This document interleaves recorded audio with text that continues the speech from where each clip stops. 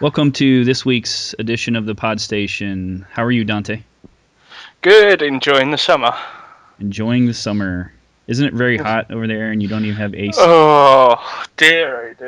It is not just hot, it's boiling. It's like every evening it's like 20 plus degrees. 20. We've spoken during the 2 weeks and it's like we've had a massive heat wave. In fact, I think today's the first day it's rained in about 3 weeks.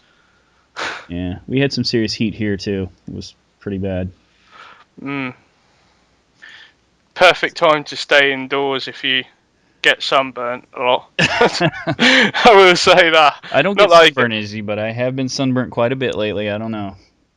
No, I didn't get sunburn either, except for a little bit on the back of my neck. I know it's weird, right? You'd think like if you get sunburn, you'd get it all over, but no. Apparently, it's restricted to the back of my neck. Go You figure. grow like a mullet or something. Cover it. Yeah, all right. On this week's PodStation, we discussed the merits of medical science and sunburn. I tell you what. All right, so where do we begin? Let's see. Site news. Yep. Well, Plenty of stuff going on. Yep, we're still tweaking a lot of stuff. I can say I did take a couple of days this last week to go do a family vacation. I'm spending a lot of time. What's that? I said about time. Yeah, I took my computer. I spent some time there working with indoor water park resort. So I had to take my laptop. You can't go to a water park without bringing your laptop. That just wouldn't be right. Could just imagine you going down a water slide, just tapping away with your waterproof laptop. Well, nothing that courageous. I don't think it would have lasted through that, but yeah, did get some work done. Trying to focus real hard on getting some key people in there, getting the doors kicked open for GamingUnraveled.com, and obviously which you should go check out, by the way. Yeah, absolutely. Looking good for getting some really good key people in there, some news team members. You're hiring some news team members.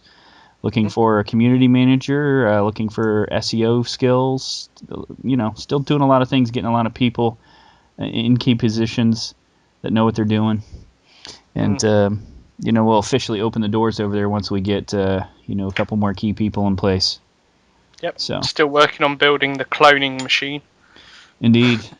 So you can have 20 Dantes over there. There you go. That's what I'm saying. So that's about it. I don't know about any specifics to say. We're working on some big things coming. We've turned our attention to it a lot with the searches within the site and pulling the guides and stuff into the searches with vBulletin. And we may go with a unique little Google search that searches our entire site. We're still kind of perusing that idea, but still working on some great features on the front, still tweaking some of the things that we do have. And lots of activity lately. Lots to keep up with. No kidding. You got a few key people on vacay too. I think 50 quid's gone for a couple weeks. Yeah. So it'll be nice and quiet. I'm definitely thinking of taking a vacation, I tell you that. So, all right. Well, what do you got for us? I'm just trying to think if there's any other site news that we need to cover first. The only other thing that I can think of that really stands out is we all know Warbear round the site. Massive impact. We all like her. We're all friends with her, and it is her birthday tomorrow. So happy birthday to Warbear. We love you to bits. You are a friend, and we hope you have a great day. I know we don't really mention birthdays on the show, but I thought we might make an exception for this one. Sure. If you're listening to this later on in the week, you've missed Warbear's birthday, make sure that you go and apologise that you've missed it. So, yeah, make sure you go and put on a wall, happy birthday. But, yeah, happy birthday, Warbear. So, I think that was probably the last of the important site news, I think. Yeah, one of my sons is in a few days. Somebody else I know just had a birthday, though. I don't know. Are you ready to announce some of the new members yet, or? We're still keeping it under wraps a little bit. We're just finalising some stuff. The news team are really excited to get introductions done, so we're just making some final tweaks. We had every intention of sort of putting it out there last week, but other things took priority, unfortunately. But we are looking to aim for the end of this week to get something out, because, as I say, we want to do it in a special kind of way rather than just, here's blah, blah, blah. We want it to be personal, we want it to come from the individuals, and we'll really want to make a stamp, and we'll be reintroducing the existing members of the news team as well, so people know who they are and get their faces about a bit more. So yeah, all I can say is I apologise, it's taking its time a little bit with that, but we are working on something special for it, so Cool. please bear with us.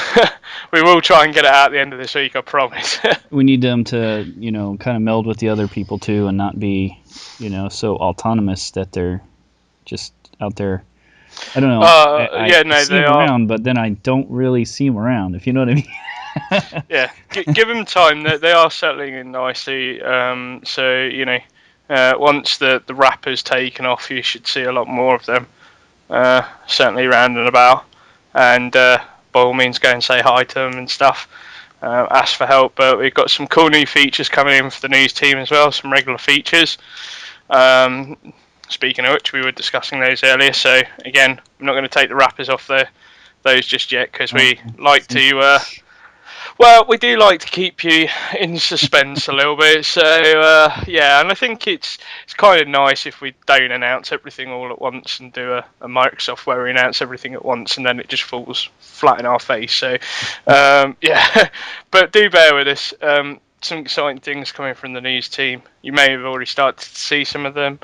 There was one other thing that I did want to add with site news. This is really important. It's probably not getting enough coverage, so I'm doing my best as community manager to highlight it. If you are listening to this show on YouTube or iTunes and you have a Twitter account, make sure you follow @Spratters53, because @Spratters53 is currently giving away a free copy of The Last of Us. There is one copy on offer. All you need to do is be one of his followers, and when he gets to 100 followers, he will do a draw. But he has also said that if you're following Trophies on PSN on Twitter, you will actually get entered into the draw twice. So it is worth making sure that you follow both Twitter accounts, and it's open to everybody. Cool. Staff, members, guide team riders, the lot. So do make sure you get involved with that. Yeah. We still have some giveaways in the works as well. We should be announcing one of them later this week, so do keep your eyes open for that. Awesome. I think that's pretty much it for site news, unless there's anything else you might have forgotten. I knew he was doing some kind of contest. Like I said, I didn't know the details. We need to get some of that stuff out in front a little bit too, let more people know about it. Yep. It was on the weekly update this week. We've been tweeting it all week, so awesome. It's on our Facebook page, it's around the site, but I figured, we might as well do a bit more promotion with it via the PodStation, so, just to make sure that everybody's clear with it. But yeah, no, I think it's a great thing to do, and it's coming out of his pocket, so, Yeah, that's awesome. If you want to see Spratters spend lots of money, keep following on Twitter. he was probably going to kill me now, but yeah. Yeah. Could just see him listening back to this and going, "Where's my knife? I'm going to kill him." But yeah, no, that's pretty much it. I think for the site news, it's just a case of wait and see. Things are really kicking off. The activity's going well. Seeing a lot of great ideas coming forward and seeing some of those being executed. Lots of new members about. Lots of activity. Good times. Cool. All right, you got a game of the week here for us? I have. I might even play you a little bit of the tune for it. Ruh-roh. Bear with me. Make sure it's a very little bit so YouTube doesn't go, oh, they've got copyright problems. So, what you can hear in the background here is a game called Vikings Attack. This has been on PSN for quite a little while. It's currently available for both PS3 and PS Vita. And it's on cross-buy. So if you buy it on PS3, you get the Vita version for free, and vice versa. If you also have European PlayStation Plus, it's completely free for you at the moment as part of your instant game collection. Vikings Attack is pretty much a online based game that it does have offline modes, but the idea behind it is you gather up loads of little people. You're sort of in an arena, and you have to go around this arena picking up objects and throwing them at Vikings to kill them, to stop them basically attacking you and taking out all the little people you collect as you move around the arena. It gets a lot better when you play it as multiplayer, because it becomes a case of working together with other players and their little people, but then also killing their little people as well. So you get most points. Does that make sense? Now, when you say little people, are we talking about like dwarfs? So no, it kind of looks like dwarfs on the screen, but you've got like you basically collect them. There's like it's kind of like the best way I can explain it is kind of like a quintessential English village. So you've got like hikers, nuns, like priests, policemen, bobbies on the beat, like general townsfolk and stuff like that. And actually, one of the collectibles in the game for trophies and stuff is to actually collect all them sorts of different sorts of people. So you do have to keep your eyes out when they enter the arenas, because they are randomly generated. So do keep your eyes out if you're going for trophies on that. But all in all, I mean, it's a fun little multiplayer game. You've got the option to do single player quest modes, and there's a versus battle on there. So if you want to battle your mates online, it's great. Especially if you have the Vita version, because obviously if you're out and about, it means you've got an online multiplayer game to play on your Vita. And it's just a cool little time killer. It's usually priced at $9.99, but as I say, if you have PlayStation Plus in Europe, you can currently get this for free.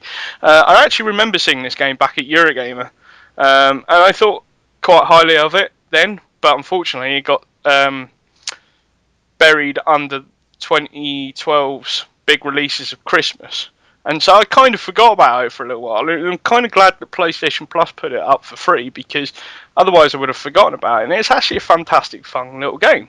So I'm going to recommend that. For once, it's actually a recommendation that both PS3 and PS Vita owners can play, because we have been doing a lot of PS Vita games of late on PSN Pick of the Week. So I figured to pick something with Crossbar this week. But yeah, Vikings Attack on PS3, PS Vita.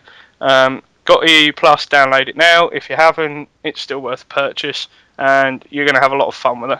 It's very quirky, just nice pick up and play fun, and you can put it down. You know, good little game. Cool. So how do you kill the Viking? What's the best thing to throw at a Viking?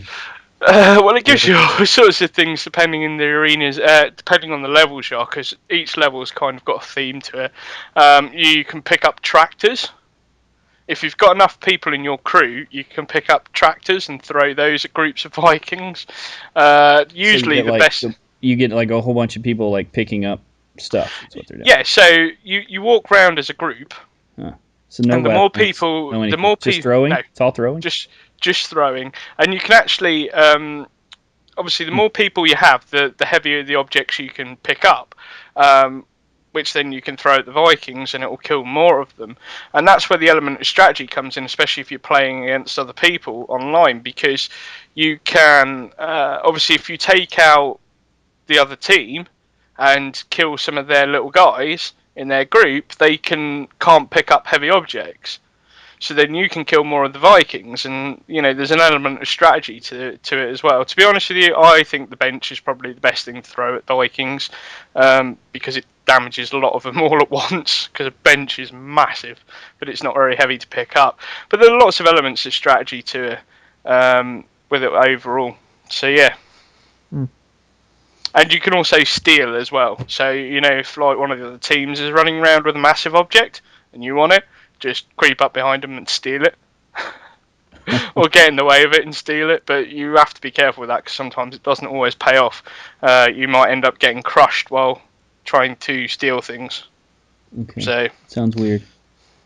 It does, but you know, I genuinely recommend you know, if you play Vikings Attack, you won't be disappointed. It is a fun little game from Sony themselves. So. Okay. All the little people out there are offended, and it's like the outlaw. Get it now? What's the legal term for it? I don't know. Dwarfism? I don't know. I don't because know. you can't go around calling people midgets anymore, can you? Yeah, I don't think that's a nice term. I think that's No. derogatory a little bit. Yeah. Okay. Well, so our topic is, just summer of gaming. Yep. This time of year, we're well into the summer, but obviously this time of year does what? It changes the way people game. There's a lot of differences in gaming as a whole. What comes out, with release dates, what people do with their strategy of gaming. So let's talk about that. Well, first of all, I'm going to say it's always weird this time of year because, like, for example, like here in the West, we assume that summer is like it's just like the quiet time, but whereas in the East, it's like the Christmas holidays. Um, it's like traditionally when Eastern people spend lots of money and so on. So it's weird to kind of see the contrast in the two cultures when it comes to people assuming that summertime is quiet.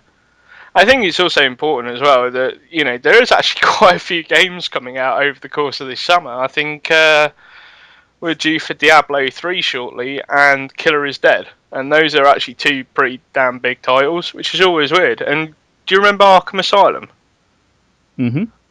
That actually released in the summer a few years back, and it actually paid off because it came out in the summer. Do you not think it's always weird though that people just assume in the West that summer's quiet? Well, it seems like a lot of games like they almost push in time more this time of the year because you're going right before the holidays. Like in the U.S., you start getting into kids going back to school, and they focus on that, and then you have quickly after you have Halloween, Thanksgiving, Christmas, and the New Year, kind of all like right there, Yeah. boom, boom, boom. So it affects a lot of people's buying decision. It affects their time. It affects what they got going on with work and school and kids. And I don't know how that balances out with the UK. Like if they stop school at the same times or not, I don't know.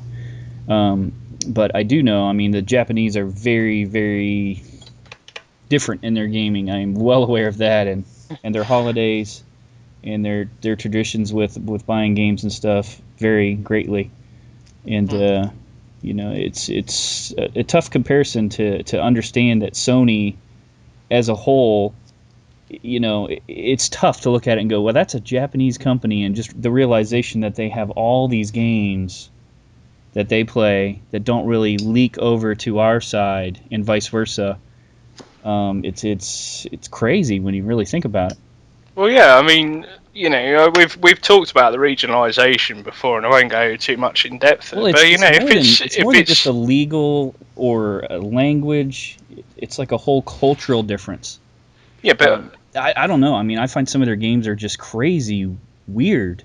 yeah, but at the same time, there's still a market for it. I've always wondered why gaming industry can be stupidly busy in the East during the summer, and you see games sell 5, 6, 700,000 copies.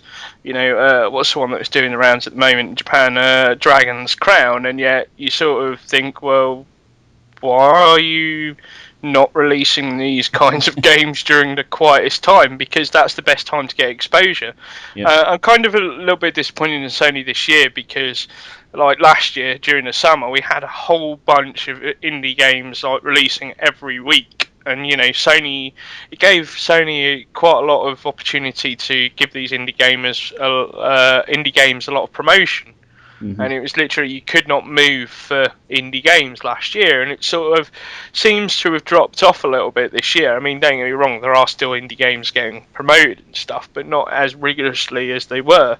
And again, comes back to the regional differences side of things, which is you look at the US store, for example. There's a sale on the what's it called, the Play Festival or something like that, Hmm. where you can like pre-order PSN games. I think there's things like Stealthing and DuckTales Remastered and all those kinds of things. And it's a big promotional thing on the US store. But like here in Europe, we've got a summer festival sale, which there are some great bargains on, but it looks like Sony doesn't know their arse from their elbow when it comes to deciding when they're actually going to tell people what's on sale. Um, So it's weird from that perspective as well. Is there a little bit? Because Is there a little bit of indie hesitation, or are they well, the fun. waiting with the PS4 and stuff like that? Do you think that put a little bit of, there's some preparation that's going to go into making that conversion, and do you think that kind of puts kind of a pause on some of that? No, I wouldn't have thought it would have had an effect because a lot of the indie games that have already been announced for PS4 have been confirmed as having PS3 versions anyway. And a lot of PS3 indie game developers have said they're actually going to port to the PS4 as well. So I can't imagine it causes too much issue there. It just seems weird that the summer is probably the greatest time to actually promote indie games, and it comes back. I want to look at the Vita, for example. When you think of summer, right, and it being traditionally quiet, I mean, what would you do usually? If you're taking the average person, for example, you go on holiday, you go on vacation here, you do a lot more things outdoor because the weather's nice. So it surprises me, with that in mind, why Sony aren't doing something like a PS Vita price cut to actually get sales out the door, because the PS Vita is probably a perfect device to take on holiday. Mm-hmm. It just seems weird. Do you not think? It's sort of, I don't know. I don't know if it's a European thing or specifically American. It just seems that when it comes to sort of summer and Sony Europe, with the exception of probably E3 and Gamescom, where there's a bit of excitement for about a week after the show, it's kind of like the rest of the summer they're like shut down. Yeah, yeah. I don't know. I mean, I did see something weird. With the I took a day before my vacation and all that. We went to Coney Island, which is a version of an amusement park, not the New York version of Coney Yeah. Island that people may be thinking of, but there's one in Cincinnati, Ohio. And I was kind of shocked. I went down there, and there's a lot of carnival games. Do you know what I'm talking about with carnival Yeah, yeah. games? Where you, and a whole bunch of these, the prizes were PS3s, PS Vitas. Believe it Really? or not, there's Oh my these god. crane games and stuff. It's like there's a box down in there, and it's like 90% of them are the PS Vitas, and a couple of them are Bloody hell. PlayStation, and it's like, wow, okay. God, you I could don't know. I spend like think $50 on one of those, and if you win one, then you've got your money's worth. I think things are different. When I was a kid, I almost feel, and I've heard this several times from adults that are older than me, that when they were younger, and I feel that when I was younger, I think kids were outside more, and I still think that that's kind of the thought with summer. Um, they're still busy. I think kids are still busy, but it seems like too, when I was like my kids' age, I spent 90% of my time outside and 10% inside, as opposed to maybe that 60-40 that happens now, where they're outside a lot, but they're not out there playing baseball and doing all that. They're going to Well, I'd football, say kids in general. hanging around. I'd probably say it's higher. You're probably looking at a 70-30 split in terms of going outside. No, certainly that's the case in the UK. Hmm. U.S. things have changed a little bit, and then we had years ago. Used to, even with the holidays like Halloween, it used to just be crowded streets everywhere. And then we had some of those scares with the tainted candy and everything like that, Yeah. and terrorist stuff and this and that, and it dropped way off. Hmm. I don't know. I think that there's a large number of people are much more busier now than when I was a kid. You got a lot more single parent families. I think you got a lot more activities that are like when I was a kid. You didn't travel around the country competing in gymnastics when you were a 7 or 8 year old girl or something. You get compete in football tournaments across the state. You went a couple times a week, and you had a football game on Friday night, and that was it. So these kids seem to be a lot more involved in a lot more things and a lot more. Do you think that some of these organisations are missing out on a trick a little bit then, like, for example, like Major League Gaming and stuff? Because I think it's safe to say that kids are more into gaming now than they probably ever have been. I think And they are, but I think if there's they're also doing that during the summer, why not get them out and about with their that's gaming? that's another thing. There's much more diversity in what a kid can do and be involved in. A lot of it's not school sponsored anymore as well, where you've got a lot of At least around here, you've got like lacrosse and things that were not even heard of when I was younger. So there's, kids are involved in a lot of things now. There's a lot of clubs. There's a lot of sports. There's a But lot of would you things like would you skateboarding and things that weren't so popular when I was younger that kept coming out and become, yeah, but would you different say types. video games don't really tap into that though, which is just weird? No, not yet. I mean, I think you're starting to see it where kids are becoming very computer literate, and I think that that's bleeding off into that, and it's creating a lot more kids are going. They've got degrees now for video game creation and stuff. Where, Yeah. if you told your parents, "I want to play video games for a living," they go, "Yeah, okay, whatever." Never gonna Now happen. kids I are don't know. making money doing it.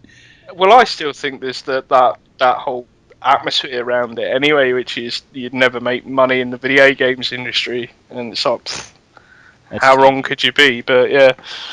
So let me ask you this then. Obviously, you grew up with a lot of different video game systems over the Sure years. did. Did you spend a lot of time during your summer playing, or were you more of an outdoorsy, or did you ever I think? had a And also, healthy mix of both. yeah, That's the only way to say it. I was very into games. I was very into being on the Atari, the TRS-80, the Commodore. But then we also played Star Wars toys. We did Dungeons and Dragons. And then we were out riding bikes and building forts and throwing dirt clods at each other and shooting each other with fireworks and slingshots and rolling around in the mud and playing in the ditches, collecting crawdads, if you're familiar with what those are. no, I don't have a clue. I Is mean, that some just kind? all these, it was a healthy mix of things. You'd go outdoors and you would do all that kind of stuff, and then you would also, a healthy mix of gaming, I would say.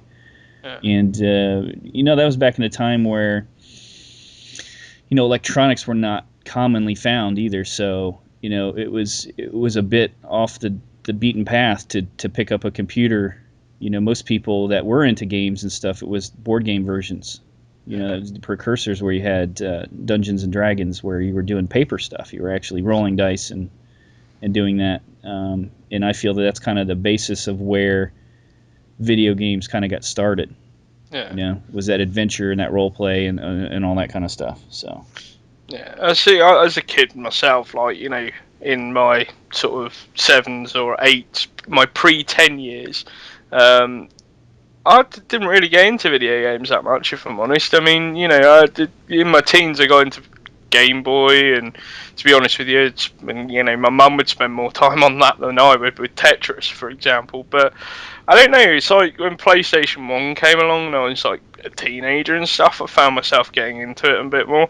But sort of looking back over the years, through PS1, PS2, the original Xbox, GameCube, all that sort of thing, I've often found myself in the summer just going through phases. Like one year I'll just like, not be bothered about stuff and, play games and, online or on my own or whatever and try and get games finished. But then other summers, I haven't even touched a game for the entire summer. So it's weird how, I don't know how it all balances out eventually, but I often think to myself, was I wasting my time spending my entire summer playing video games? I don't know. That would probably be an interesting question to ask you, what your view on that is, because I don't know where I would stand on a view like that. If someone plays video games all summer, is that a bad thing or is it a good thing? Or Well, I mean, I don't know. The other thing that's weird about this, I just had the vacation. I took my kids on there. Took 3 of my boys and my daughter. Oldest is away at college. We went to an indoor water park resort, and to kind of sum it up, it had the outdoorsy because it was a very large water park with wave pools and all this kind of stuff. But at the same time, a big part of what my kids did, they went there, they would swim for 6 hours in the day, and then they would spend 4 hours playing in the arcade because there was an arcade there. yeah, And then there was another game that had to do with magic wands that they could run around and do across the resort on different levels where they had to solve riddles and all this other stuff and learn a magic bit like spells Harry to battle. Potter. Yeah, a bit like Harry Potter. A Harry Potter knockoff, basically, a ripoff. Oh and man, that sounds so fun. I wish so I'd come now. so here it is. Here we go on a vacation, and it's kind of meant to pull everybody outdoors. And it was an indoor water park, and then we end up playing games, and Yeah, then I was shocked. I was telling my wife, I was like, look around this arcade. There wasn't as many games. Like, even the arcades are different now, where it used to be you put a quarter in and you'd play, like, you'd pick up a plastic gun and do like a shooter, or you yeah, grab your little control sticks and do whatever. All these games were aimed towards tickets, like yeah, earning carnival type tickets so that you could purchase different things, stuffed animals, candy, yeah, whatever. And all the games were geared towards that. They were more about like how many tickets you can earn versus like just playing an arcade style video game for fun. So it was yeah, kind of weird too that my kids got into like, well, this one over here I can get 500 tickets for my my 2 tokens that I put in or whatever. yeah, So where I'm like, where's the Pac-Man? yeah. How much for Gallagher and that? Who stuff. cares about the tickets? What are we doing Yeah, here? What's going on? yeah. I So gotta miss. I gotta admit, things have changed. I did used to play the arcades quite a bit in the summer as well. As embarrassing as it is to admit, but I was a big fan of things like Dance Dance Revolution.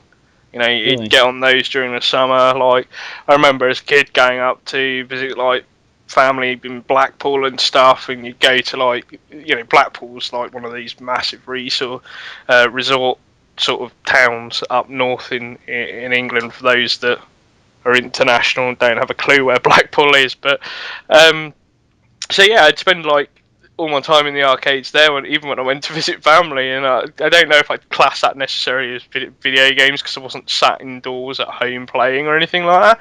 But I always used to have fun with it. As I say, Dance Dance Revolution. There was the. Do you ever remember that arcade game? Was it Silent Scope, where you had a massive rifle and the scope on it? Doesn't ring any Um, bells, no. no, that doesn't ring any bells. I used No, to be but big into, I'm from back in the Donkey Kong, Pac-Man yeah, days. My favorite was actually Galaga. yeah, And I used to put a quarter in that, and I could play it for a very long time with 1 quarter. And now these video games are like $1.50 to play. It's like it's ridiculous. yeah. But what's interesting though is I kind of miss the arcades. Spending the summer in the They're arcades. gone. They're gone. Well, you say that, and here's They've the turned thing into with it. carnival games now. They really have. I mean, everywhere they're carnival games. They're like shoot a basket or roll a ball or see how many tickets you can get by spinning the wheel and trying to land on the highest number. There's not really. I mean, literally, there was like maybe 3 games in this whole arcade that were directed towards just playing, where they had a gun or you were driving a motorcycle or something like that. No tickets. I don't know. I don't. It's nothing like it used to be, where there was Hmm, arcade games in the local carry-out gas station, where there was video game. All the malls had video game arcades that you could just walk in, and there was just dozens and yeah. dozens of pop a quarter in and play. And that is Yeah. gone. That's completely gone from everywhere that I know of. Yeah, it's kind of sad as well, and the thing is, I often see sort of like news articles about arcades shutting down, but I also see ones from like analysts that say, "Oh, the home console is going to be dead in a couple of years," blah blah blah. And I just think, actually, wouldn't it be great, especially when it comes to summertime, if you could have like an arcade slash console experience, that get you out of the house and stuff. This is why I'm such a, people you often ask me as well, people to say, well, do you ever take your Vita out on the go? And I'm always saying, yeah, because it means I can actually go outside and do the thing that I love, but still get out and about. And, that's perfect for the summer. I genuinely think, and, I'll probably be doing a lot of my summer gaming as it is on the go. So it's just weird that you find these contrasts, and yet it seems to have all changed from when like we were kids, and it's kind of disappointing a little bit Yeah. because it's kind of the focus to sort of play at home. And I mean, even trophy hunters, people that are adamant for trophy hunters, I hear a lot of people, say when it comes to summer or I'm booking a week vacation, I'm going to work through my backlog. And it's kind of like, what, you've waited all year to work through your backlog over 6 weeks. It's bizarre, isn't it? Mhm. Yeah. Speaking of backlogs, are you working through any on your summer I holes? am. I am not. I still have The Last of Us to finish, and Far Cry 3 is just hanging there, waiting for me to get the platinum. I was gonna make that my 50th. I finally got off my duff and got a few to get back up there. And then I don't know. I'm still weighing all the options with all the stuff that's coming. I've got a little bit of a backlog, but I'm almost kind of like I almost don't care about it too, because some of it's like the Call of Duty with the the zombie levels that I need to Oh beat. God, yeah. I go back to that.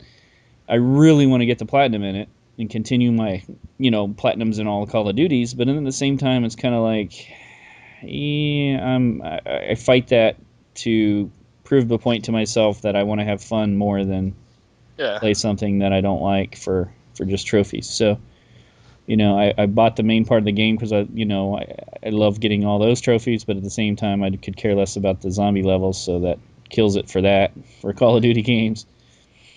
I've got Mass Effect to finish. It glitched up on me and I lost my game save on the Insanity playthrough.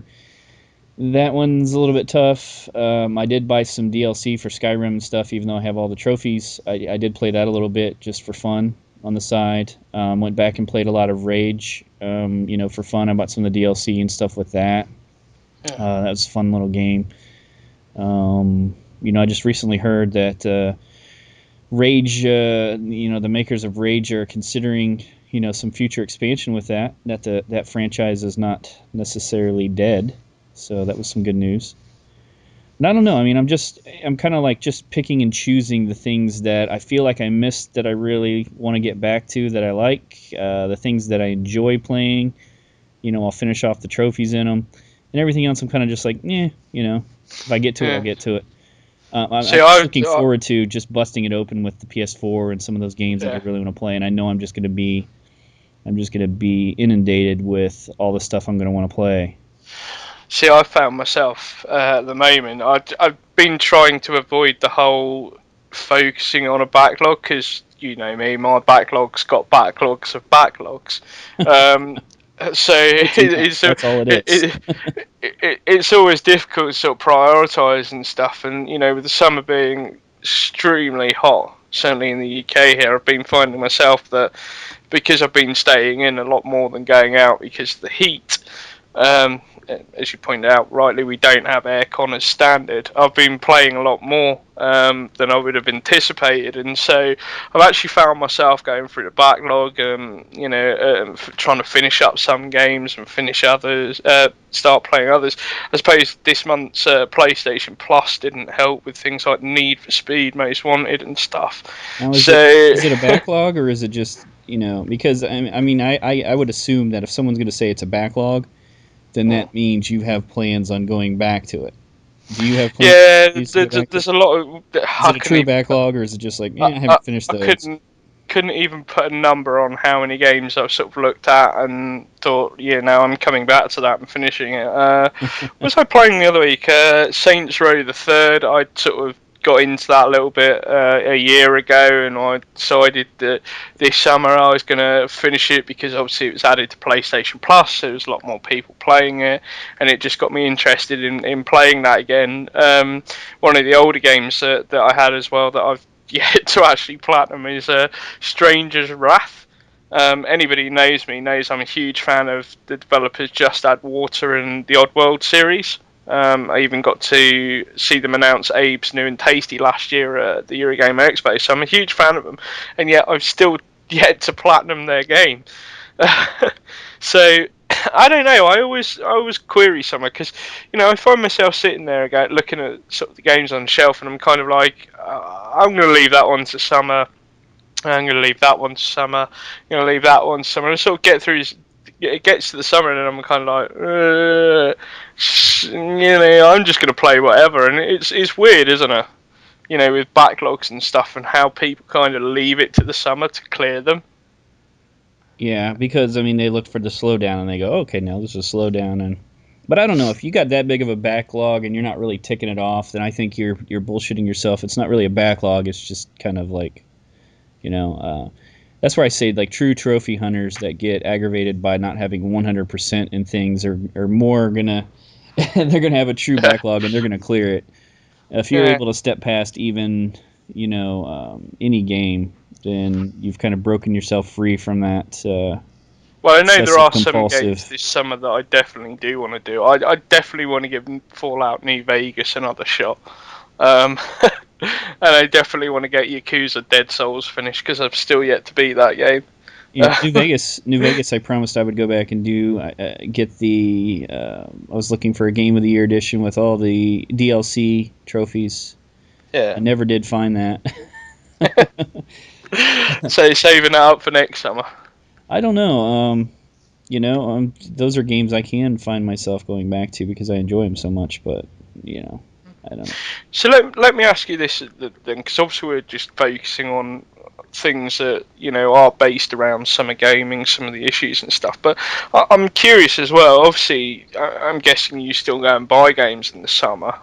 Do you actually when you do you actually take the season into account with purchases as well yourself? Like, for example, if you go into like your GameStop or you get local game, for example, do you find yourself being drawn to like games that are going to take long periods of times, like RPGs and stuff, more in the summer than you would perhaps in other parts of the year, or does it not affect you at all? Because No, I've been sort of looking at it recently, and I've kind of been like, I've sort of looked over the course of this year about some of the games that I've played that have been extremely long, and I've sort of still found myself thinking, well, it's summer, I don't mind picking up a 100-hour RPG or JRPG because it's summer, I can do it, but I've thankfully not given into temptation on that yet. But I'm curious because if that had affected you, because I find it does affect me in the summer. I'm tempted to buy more longer games than shorter games. no, but it does affect no matter what time of the year. I would say it affects me if I know I've got a game that's going to have a long grind that I'm going to Mm. play. I won't buy as many games around that time. I'll pick and choose my favorites, and I'll hold the other ones off till a later date. And that's how I ended up waiting on Rage. I forget what came out at the same time as Rage, but from the beginning I was like, I want to play that, but it didn't stand out as one that I wanted for some of the other titles I had, that I knew were going to be a little longer and a little bit more of my time. So, I don't know. I don't pick my games by that as much as I do the time limit thing. Do you try and take advantage of some of the summer sales though? No, actually, I try to take advantage of the things that I've let go and seeing and kind of almost waiting Right. for them to come down in price and getting used copies or getting, waiting for them to come to the PlayStation store with a discount. I was going to say I'm curious about that now. Actually, thinking, just bringing it up and this is probably one for people to get involved in the comments and stuff. Like in the past, when you did your shopping for pre-owned games, it didn't matter what time of year it was because you'd always have to take into account, with certainly in the EA's case, the online pass system. So it took quite a long time for games to come down in price. Yeah, certainly pre-owned ones. And now that they've kind of scrapped the online system, you're actually seeing EA games come down a lot quicker. And it's not just EA. There are other games that have been out less than 2 or 3 months that are already being hugely discounted, especially in the run up to summer. I mean, I'm surprised they've actually made Need for Speed Most Wanted, which is a popular seller for EA, part PlayStation Plus. And I'm curious about whether or not people are tempted to pick up um, games with online passes now during the summer, because in the past they didn't. They were just like, well, no, because it's going to take longer for it to come down in price because it has an online pass. Now that it doesn't have an online pass, because they're all now given away free, the prices seem to be coming down a lot quicker. Mm. I mean, I don't know. I think that there's kind of that market behind the market. Yeah. Where if people bargain shop a little bit better, they go to the eBay and stuff like that, Amazon, that you'll find games a little bit cheaper than you would at your game store. I've pretty much given up on the whole idea of turning games into the game store. I'll find heavily discounted games there, kind of on the fly, where I'll look around and go, oh, I had totally forgotten about that. But if there's a specific title I'm looking for, I'm definitely going to search that out and find it on eBay or wait for it to be in the store, real low. The other thing is getting the digital download where I can put it on multiple PlayStations so children can enjoy it at the same time as I'm playing it. So, I mean, there's a lot of factors there, but I would say that, as far as summer, I think that people probably get it in their mind that they have more time, and so it affects their buying directly. I still think that they have their system for discounts, they have their system for their backlog, and it's probably different for everybody how they approach it. Yeah, I know. In my case, I do tend to wait to summer for a lot of games. I've picked up quite a few sort of newer games that came out in the early part of the year, but there's quite a few that I've sort of left because I knew that summer was coming up, and I've kind of been like, yeah, no, I'm going to wait till summer sales, yeah. So I'm starting to pick my way through some of them now. Do you guys have a system like GameFly over there in the UK? Well, we did used to have something called Swap Game, and they sort of disappeared. And there's a couple of services. I know Love Film has stopped doing games now. We have things like Blockbuster, do mail order rentals, and so do Boomerang, which is Boomerang is a new one. Have a real solid take on what happens over summer and things like that in terms of like what games are rented and how frequently. Yeah, I bet that would be. They would probably have the clearest focus on what happens in the summer. Well, it's funny you mention that because I mean I went into Blockbuster the other day actually. The local Blockbuster, and it was interesting to actually see the games that are available on the shelf. So you still have a local Blockbuster? We do. We do indeed. But video store around here, if my life depended on it, it's well, it's still 8 miles away, so I say it's local, but you couldn't get there without driving. Closed. Yeah, we have the Red Box. That's another thing. A lot of people are able to. I mean, they're right in the line of fast food places now where you can drive up, get your hamburger, and rent a video for the night or rent a video game for the night, and it's it's really cheap. It's crazy cheap compared to. Mind you, having said that, I'd rather look for it on a sale on the PlayStation store and watch Netflix and order pizza. Never mind driving to the store to get a hamburger and a game. But yeah, anyway, the point I was making about Blockbuster. So I went into Blockbuster and I was sort of looking at games that they had, and to be honest with you, I was sort of curious about which ones would actually take longer to finish and stuff, so I was like Googling some of them.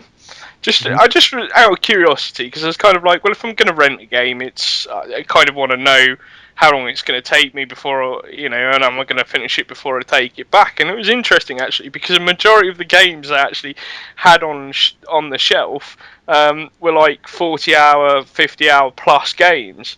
And I was sort of looking around for these ones that were like 10, 15 hours, and I think with the exception of Star Trek, there was very few, and I wondered if Blockbuster had done that deliberately because it's the summer, so you put the games out that are going to take people longer because they're going to keep renting it back to finish it, and I don't know, is that me just overthinking it with a conspiracy theory, or does that actually sound legit? I don't know. Well, no, I mean, think about it from a business perspective. You've got to admit, it's pretty clever. Just put all the game, take all the short games off the shelf, put all the long ones up, offer 2 for games for a tenner for a week or something, and you're laughing because they're never going to finish 7 games. They're going to bring it back and then re-rent them again. Would you say that there was a lot of games on the shelves when you were there, or do you think they were kind of a lot missing? I mean, what would you judge it as? No, there was a lot missing. There was a lot missing. Certainly on the PS3 side, for example. Conspiracy. There were things like Sly Cooper 4, not even on the shelf yet. That's a big first-party game for Sony, Even Sony first-party games like Uncharted and stuff weren't about. It was pretty much slim pickings, huh? It was pretty much stuff like Metal Gear Rising and Tomb Raider and some of the newer ones. But as I say, it was just like for the most part, I'd say about 90% of all them games would take you over 50 hours to beat and get your platinum trophy on it. Mm. And that's bad, really, because it's like I was just thinking, oh, I'll go to Blockbuster to get like a 10-hour game just to appease my trophy needs or whatever for a couple of days, and it Well, you was can't like, rent those no. short little PSN titles that you could do in 5 hours. That they're just not there. Yeah, it's I don't know. I just thought it was kind of weird that I don't know if it was a Blockbuster summer thing or what, but it's just bizarre. As I Yeah. say, I don't know if you all think I'm mad. Make sure you put it in the comments of the video, but I actually think there's a legitimate conspiracy there. Yeah, it Dear, has something to do with Sasquatches and UFOs. yeah, don't think it's quite that big. But so we obviously spoke a lot about the summer side of things from personal perspectives and Mm-hmm. buying habits and stuff. Do you think that a lot of people start putting, one of the other reasons why it could be quiet is that a lot of people are starting to put money away as well, because obviously we're not that far away from new console releases. Yeah, that could very well be. Yeah, I think that whenever a console comes out, people are looking at it in terms of like how many games they could buy. Like people are thinking, well, let's see, it costs this much. That's divided by how much a game costs. How many PS3 games could I buy instead of getting a PS4? And Yeah. then they know that once you get that and you've got the investment for the PS4, well, that's just the start of it because then you're going to buy games for it. You're Yeah, I at mean, least going to want a title or two, even though it's going to come with some and that kind of stuff. But well, the reason I bring up, I mean, we're already into what, the first week of August, aren't we? You know, it's not. It may seem like November's far away, but actually, it's not. yeah, it's coming up quick. I know, and that's why I was kind of wondering as well, because if that's why some people like do their backlogs or tend to stay indoors and stuff and try and finish things, because maybe the new console's playing a factor into that. Mm-hmm. Another summer related question: when you have spent time playing games during the summer, can you remember any specific game that you spent an extraordinary amount of time during the summer with? That isn't an arcade game. That isn't like any game, like going back through. I can remember So, back into the PS2 where I don't know which version it was, but it was a SOCOM game. I can remember spending just a whole ton of time over the summer just playing SOCOM. SOCOM 2 probably. And it was one of those things that was like that started kind of the online PS2 thing for me, where it was one of those games that where I was starting to connect with other people and do that and play and have people over playing multiplayer, as opposed to just some of the other things where you just play by yourself and you get sick of it. And so yeah. I don't know, it's weird. I used to do all my multiplayer and play games during the winter. Mm-hmm. Well, there's a lot to be said too. Like I can remember back playing PC games when you're in college, and then you have the break from college over the summer, and it just ramps up to like a whole new magnitude because you've got much more free time where you're waiting for classes to start again, and you're there with college kids that 90% of them are playing some kind of video game. So yeah, I don't know. It's probably different for different parts of the world, depending on what kind of time you got, what kind of money and resources you have. Some people, take the summer and travel. Well, I know I Take their certainly classes spent. over the summer to catch up. I don't know. I was going to say, I know I certainly spent a few summers playing certain games, mostly RPGs. Certainly remember a fond summer with Final Fantasy 7 and 8. Playing them back to back, and certainly with Final Fantasy 10 as well. I know my kids. Final. My kids over summer just take to all kinds of like the computer, the PlayStation 3, some of the handheld stuff. They.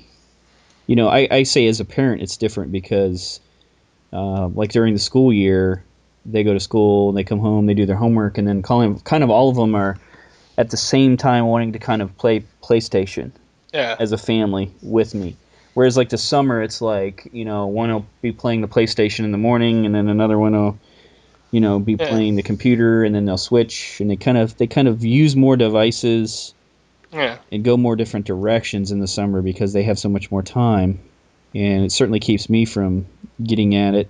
There's a lot of times where I'm like, oh, maybe I'll play a little PlayStation, and it's like, it's taken.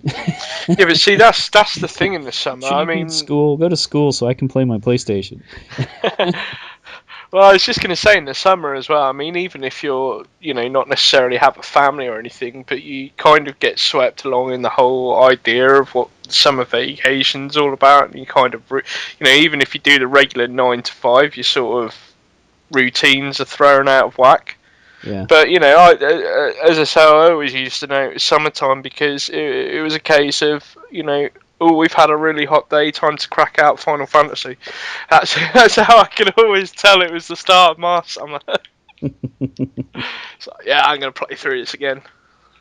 You know, Hmm. but no, I just think when it comes to summer of gaming, I do think that I think the games industry a little bit. We all have our personal taste of what we do during the summer, but I don't know. I just think the games industry missing us out on so much in terms of opportunity. Like I say, you've got the MLG stuff that you could go on road tours during the summer. And get kids involved with gaming. Be it development, etc., etc., at grassroots levels. And the summer's the perfect opportunity to do that. And I think that there's other things as well. For example, Sony and Microsoft. There's a new console coming out. Yes, we know we've had E3 and we know we've had Gamescom, but it comes back to what I was saying a few weeks ago. How great would it be to get kids out of the house again if they're going to be able to go to the local town and try out the PS4? Mm-hmm. I think there's as you say, somewhere along the lines there is a balance, but I think at the same time, I think the gaming industry as a whole misses an opportunity because we don't really think too much about it. We're kind of like, it's our summer, we'll do what we want gaming wise, but at the same time, it's kind of like, well, really, I would like to go to more of those things. Should games developers, publishers, etc., make those things available to me, and summer seems the perfect time to do it. I'm still confused why, for example, the Eurogamer Expo is at the end of September. Mm-hmm. Stick it in the summer, for crying out loud. You get a hell of a lot more people. You can organise it across a longer time period, and it would get more popular. There's people with more free time to do it. Yeah, like we've got Wizard World Ohio Comic Con coming up. It's the end of it's like September 20th through the 22nd. Yeah. Thinking about going to it. It's in Columbus. It's an hour and a half away. But again, it's in September, and my kids will be back in school by then, and things will be winding up. It makes it a little bit more difficult to consider it. Yeah. But they'll probably be sold out. It doesn't really matter. No, but what I'm saying to you is that if you had the opportunity to go to those things in the summer, it'd be a hell of a lot better because you can plan in time. And it just seems, the end of September. Yes, I get the whole fact that you want to do those kinds of things before, the Christmas holiday period kicks in with all the new releases. But at the same time, it's kind of like, well, people, as you say, have just got back from school. Especially if you've got kids that are transitioning from, say, junior school to high school, etc. So people are wanting to settle in, get back into their routine, day-to-day routines, reminisce back on how great the summer was. And it just, it seems a shame that we're not sort of talking, as adults, saying, well, how great.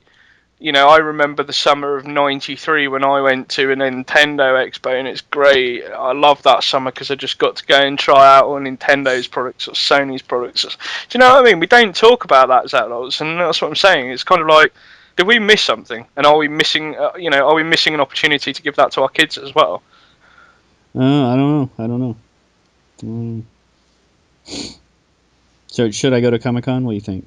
It's in September. Yeah, well, it depends. Are you going for comics or video games? Because I'm sure we had this discussion. I don't know. a few Stan weeks- Lee's going to be there. I can't resist that one. I can tell you, it's got quite a star lineup. Yeah.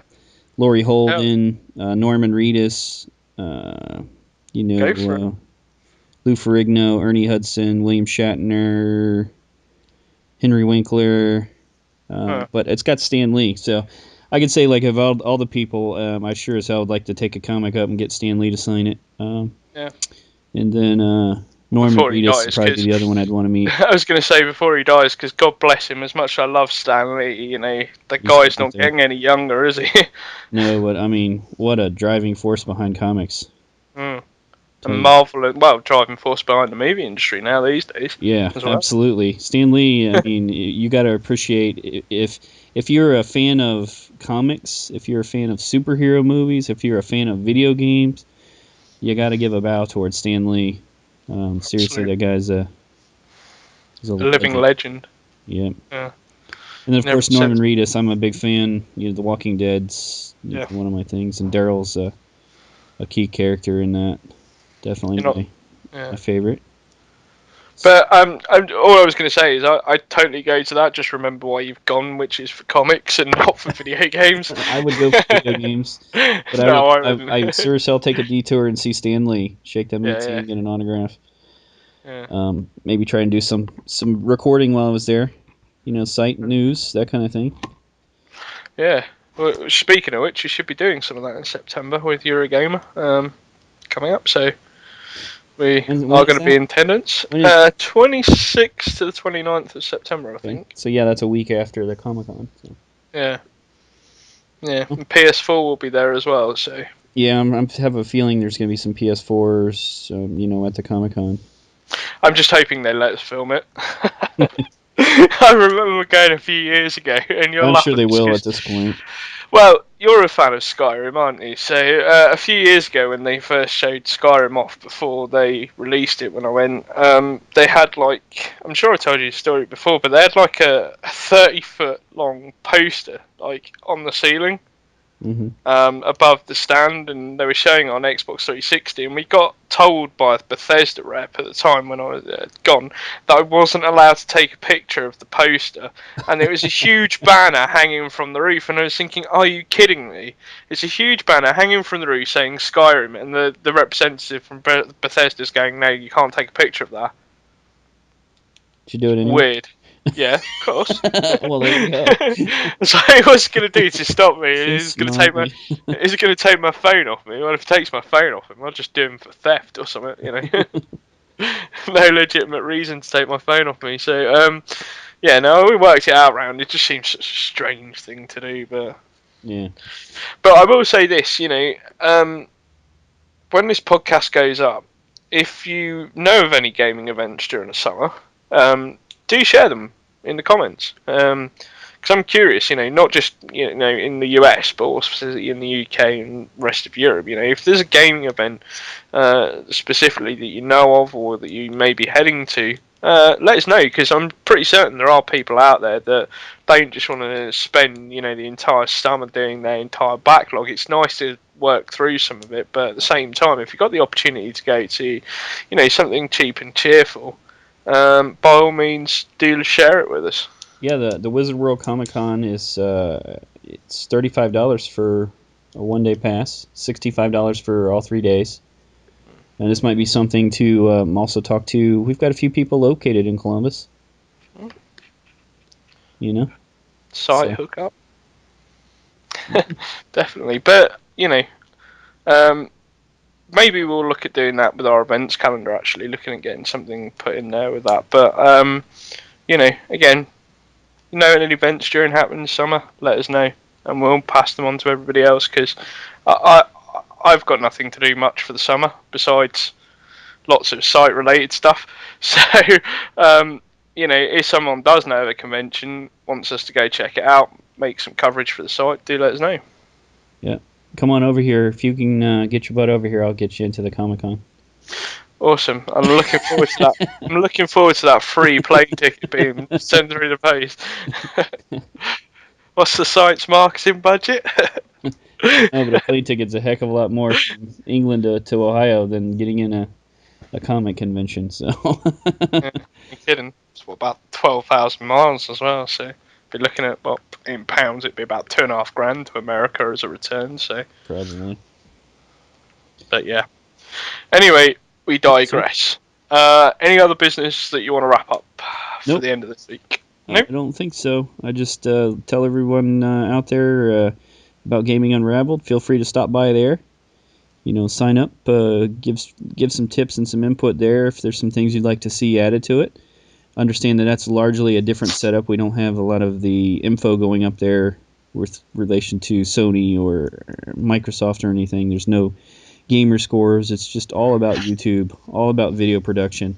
If you got some expertise in those areas, share with people your knowledge. Invite people over there that are looking for things: graphics, audio, video, intros, even writing. We have some experts and stuff on hand there, ready to fulfill those. We've got a lot of people that are very interested in the technology behind it. So even if you just share, with your personal system, if you've got a PVR and you've got experience with that, and you want to say, this thing's not so hot, or I recommend it, it's a good buy. Those kind of things. They're all helpful to the YouTube video makers out there, and we certainly want to encourage lots more video production as it relates to video games, because that's where the future is, especially with guides. You can display a lot of stuff in a video that you can't really show in writing, at least not as easily and as quickly. So, the future of video game guides is certainly with videos. So get over there and encourage people, help them out. Or even if you're one of those people looking to make a channel and make a name for yourself, stop on by there. So. Absolutely. What's the tagline for Gaming Unraveled? Well, it's putting you into YouTube. I love it every time you say that. It It's sounds putting great. you into YouTube. So, yeah, do check out Gaming Unraveled. As for comments on this week, yep, just let us know of any events happening during the summer. Share with us what you're doing gaming-wise during the summer. Are you working on a backlog? Are there specific games that you're doing? Are you taking advantage of the sales? And what are you doing as an adult or a kid during the summer that you remember? Did you used to go on 10-hour gaming marathons during the summer? Do share with us in the comments. Be interesting to see what some people's experience of summer gaming's like. Because we've shared ours with you, so the least you can do is share yours with us. But yeah, I think that pretty much wraps it up for another week of the PodStation. Awesome. Everyone out there listening, have a great day. Make sure to wish Warbear a happy birthday or a belated birthday, depending on when you hear this. And you take care, and we'll see you next week. Thank you.